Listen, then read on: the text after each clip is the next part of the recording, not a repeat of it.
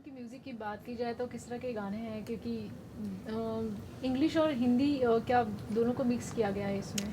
नहीं, देखिए गाने तो अब सबने सुन लिए हैं और गाने म्यूज़िक नंबर 1 चल रहा है 6 हफ्तों से जब से रिलीज़ हुआ है पूरी दुनिया में। तो गाने किस टाइप के हैं तो ये लोगों ने देख लिया है। 2 अलग-अलग स्टाइल को हमने मिक्स करने की कोशिश की है क्योंकि ये फ़िल्म कल्चरल 2 कल्चरों के मिलन की बात है। तो म्यूज़िक में भी हमने उसी कॉन्सेप्ट को रखा था। हिमेश रेशमिया जो कि एक मास पॉपुलर म्यूज़िक बनाने वाले म्यूज़िक डायरेक्टर के रूप में जाने जाते हैं। बहुत एनर्जेटिक पावर वाला म्यूज़िक बनाते हैं। और जावेद साहब एक ट्रू सेंस में पोएटिक लिरिक्स राइटर हैं, प्योरिस्ट हैं। तो हमने सोचा कि अगर जावेद साहब और हिमेश को मिलाया जाए तो एक नया फ्यूजन बनेगा, दो एकदम एक्सट्रीमली ऑपोजिट कल्चर का मिलन होगा, एक अच्छी बात बनेगी। और आरडीबी करके एक लंदन का ग्रुप है जिनसे हमने 2 साउंड ट्रैक्स पे मदद ली ताकि वहाँ का जो म्यूज़िक है, वहाँ के जो 2 गाने हैं उसके अंदर वहाँ के म्यूज़िक का एक असर देखने मिले। तो ओवरऑल ये सारे लोगों को मिला के, सारे अलग अलग कल्चर्स को मिला के एक म्यूज़िक बना जो काफ़ी पसंद आ रहा है लोगों को। विपुल जी, आपकी फिल्मों में हमने देखा है कि जो है कोरियोग्राफी को थोड़ा और चीज़ों के साथ कोरियोग्राफी भी बहुत ज़्यादा ध्यान देते हैं। तो आपको लगता है कि कोरियोग्राफी किसी हद तक ऑडियंस को सिनेमाघरों तक खींचने में कामयाब है?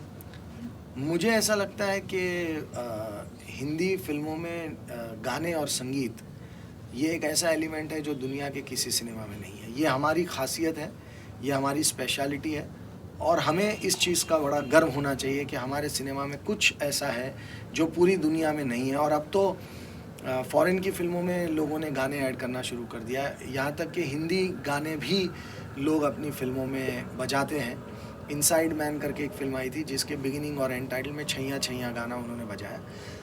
तो हमारी फ़िल्मों का, हमारे इस पहलू का पूरी दुनिया में अब सत्कार हो रहा है, स्वागत हो रहा है।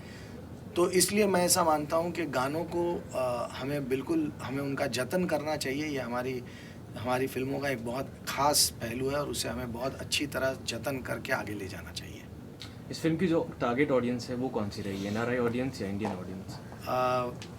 हर इंसान जो फ़िल्में देखना पसंद करता है वो किसी भी उम्र का हो, ये फ़िल्म उन सब के लिए है। यंग एट हार्ट यंगस्टर्स इस फिल्म को ज़्यादा पसंद करेंगे ऐसा मुझे लगता है।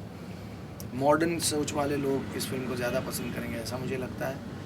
और बिहार से लेके लंदन, यूपी से लेके यूएसए तक कहीं भी अगर फिल्में देखने का शौक़ है तो ये फ़िल्म आपके लिए बनाई गई है। कोई ऐसी चीज़ जो लोग इस फिल्म को देखने के बाद भी याद रखेंगे, आपको जो ऐसा लगता हो? रोमांटिक फिल्मों को लेकर हिंदी सिनेमा में एक स्टाइल है, एक रोमांटिक लव स्टोरी को एक पर्टिकुलर अंदाज में बयान किया जाता है। हमने कोशिश की है कि उस अंदाज़ को बदला जाए, एक नया अंदाज़ हमारे लिए, एक नया अंदाज़ बयां किया जाए, एक नए अंदाज़ में कहानी को बनाया जाए।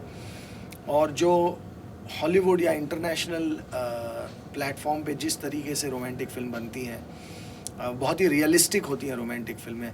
हमारी फ़िल्में जो रोमांटिक फ़िल्में होती हैं वो थोड़ी dream quality, larger than life होती हैं। तो उस रियलिस्टिक ट्रीटमेंट को इस फिल्म में हिंदी की कमर्शियल ढांचे के अंदर मिक्स करके एक नया कॉकटेल बनाने की कोशिश की है। मुझे लगता है ये इस फिल्म की ख़ास बात रहेगी। विपुल जी, अब आपने वक्त, आंखें और अब नमस्ते लंदन, अब इसके बाद क्या आप किस पे काम करना शुरू करेंगे? अभी तो कुछ नहीं पता, अभी तो सिर्फ नमस्ते लंदन और दिन रात सोते जागते सिर्फ नमस्ते लंदन ही है। इसकी रिलीज़ हो जाएगी और जब ये नशा दिल से उतर जाएगा उसके बाद सोचेंगे आगे। बिल्कुल जी, फिल्म को बनते लेकर के कई मामला उठा है, जैसे कि अजमेर का हो या फिर पेन का सीन स्टॉप करने की बात हो अक्षय से, उसके बारे में आप क्या जवाब देना चाहेंगे?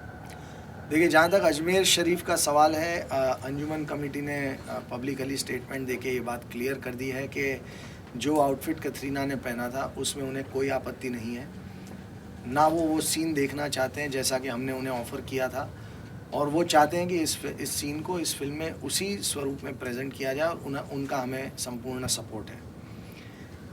दूसरी बात आपने कही उपेन पटेल के सीन कटने की, तो मैं ये जानना चाहूँगा कि क्या उपेन ने खुद ये स्टेटमेंट कहीं दिया है? अगर दिया है तो मैं वो क्लिप देखना चाहूँगा, और वो क्लिप देखने के बाद अगर उपेन ने ऐसा कहा है तो मैं उसका जवाब देना चाहूँगा।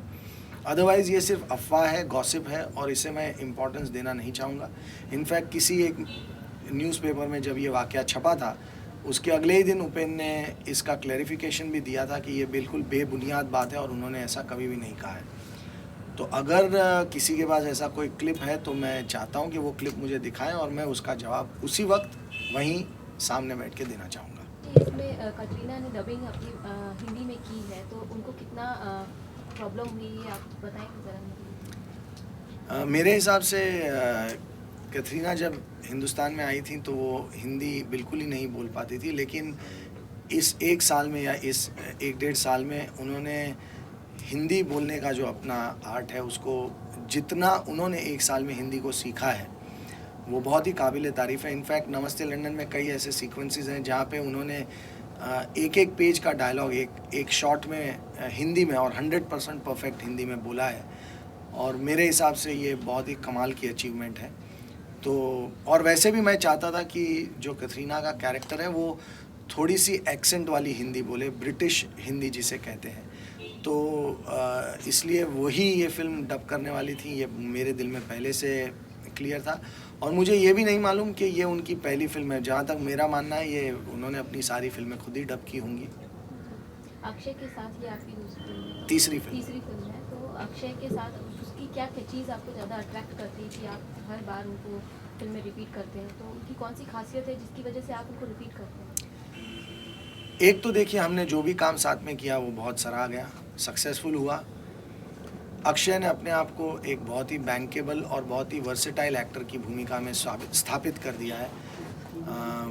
लोगों ने, पूरी इंडस्ट्री ने उनको एक बहुत अच्छे एक्टर के रूप में स्वीकार कर लिया है और मेरे लिए एज ए डायरेक्टर हर बार एक नया चैलेंज होता है कि मैं अक्षय को एक नए रूप में प्रेजेंट करूं। आँखें से वो वक्त में बहुत अलग थे, वक्त से नमस्ते लंदन में वो बिल्कुल ही अलग हैं। तो एज अ डायरेक्टर ये मुझे बहुत मज़ा आता है कि मैं एक ही एक्टर को हर बार एक नए स्वरूप में प्रेजेंट करता हूँ।